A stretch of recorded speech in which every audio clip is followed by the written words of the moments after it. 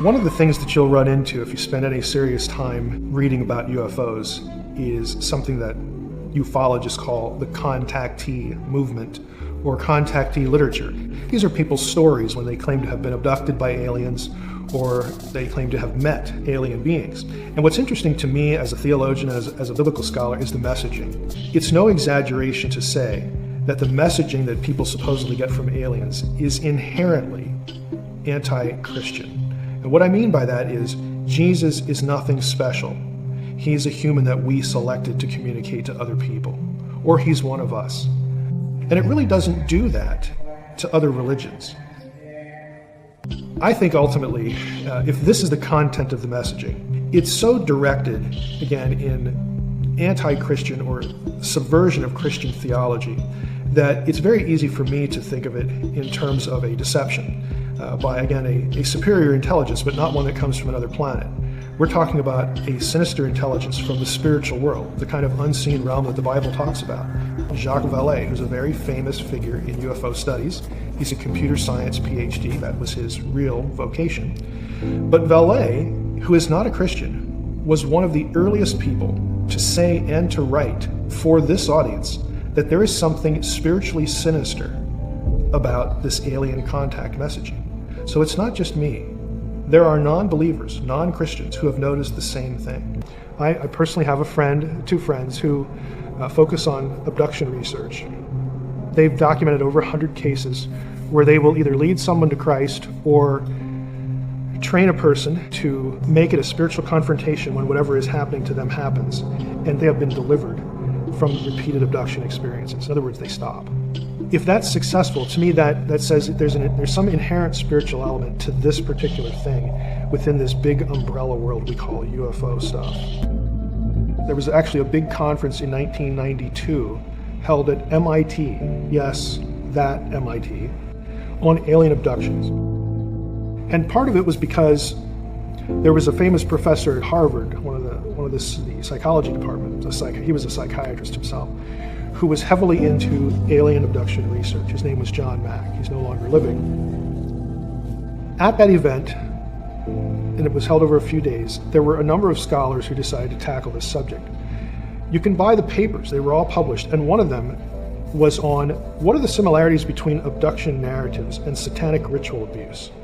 Now, the kinds of things you would hear in a satanic ritual abuse situation, or any sort of deliberate trauma episode that sort of linked itself to Lucifer or Satan, would be, for instance, with children, where children are being sexually abused and the perpetrator might pass themselves off, even in costume, as Jesus, for instance. And so the whole notion is to get the child convinced that God hates them, or that Lucifer is the real God and Jesus is their enemy. With adults, again, it takes on a different sort of flavor, although the messaging can be sort of the same.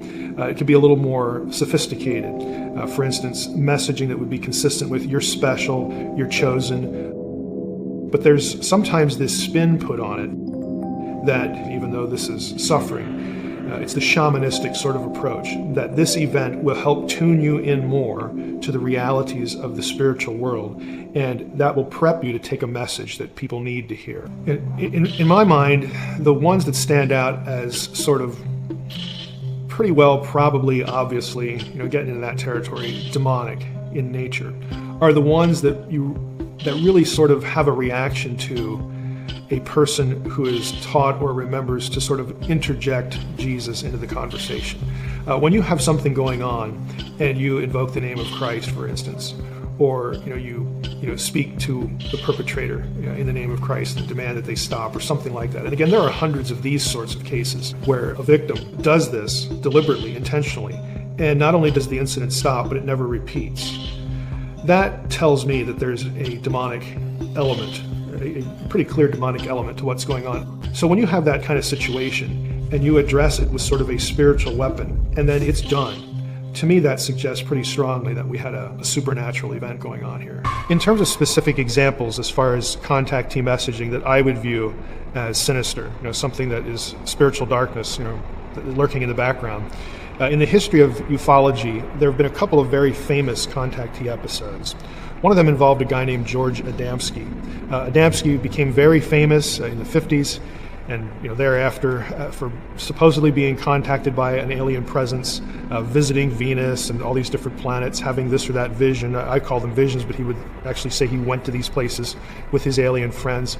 And his messaging was really nothing more than warmed over Gnosticism. That the aliens were telling him, every human has the light of God, or the light of the supernatural realm in them, and they just need to remember sort of who they are. They need to be enlightened. Very typical Gnostic messaging about the salvation of humanity being from within and recognizing their own divinity.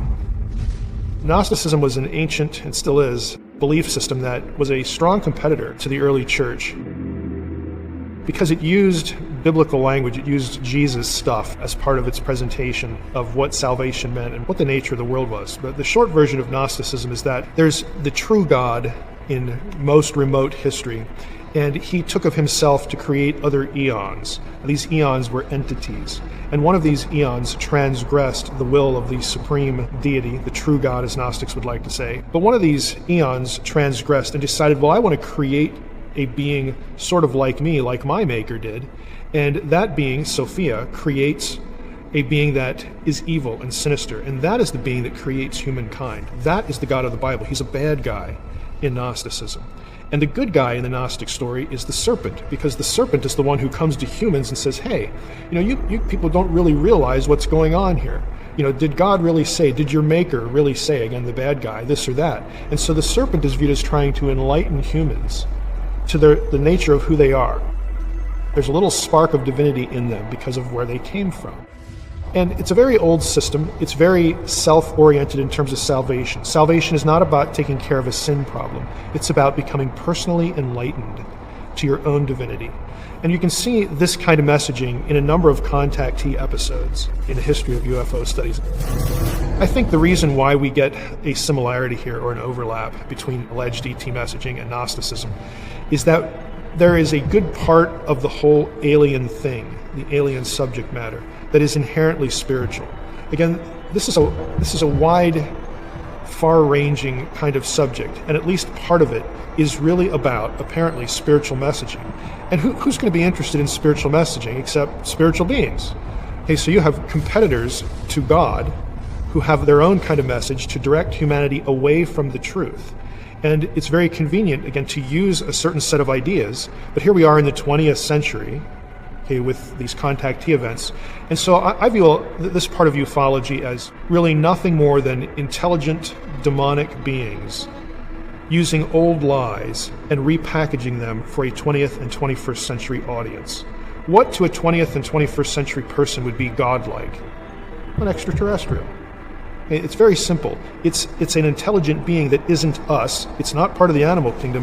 It's so transcendent when compared to us that it becomes a very convenient vehicle. And if you really think about it, alien messaging, UFO stuff on that level is really sort of like converting heaven to space. You have heaven without the God of the Bible. You have a transcendent destiny for humanity without any accountability at all. The whole question of sin and salvation isn't even on the table, but yet you get to keep all the good parts. Oh, we have this great destiny. Oh, we're going to become godlike. Oh, the deity is interested in us and loves us and has a message for us and picks some of us to convey this message and make us special. You have all of that repackaged in this sort of technological society garb as aliens.